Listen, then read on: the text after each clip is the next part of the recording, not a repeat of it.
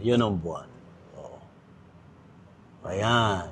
So, full moon siya ngayon. Very strong ang kanyang energy.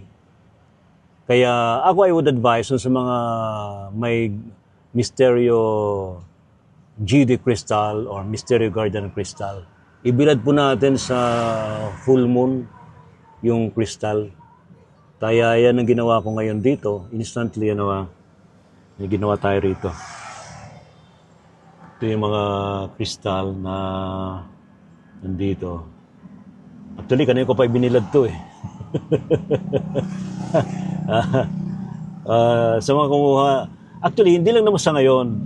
So, anytime na merong full moon, magbilad po tayo ng crystals. Any crystal.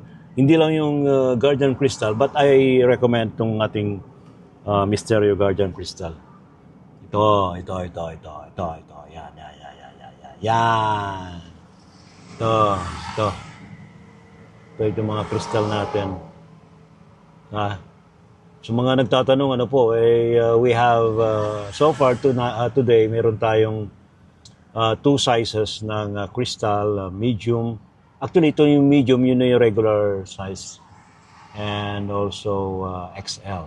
Ayan. Ito, wow, kinang-kinang Kanino ko pa kasi binabad to eh.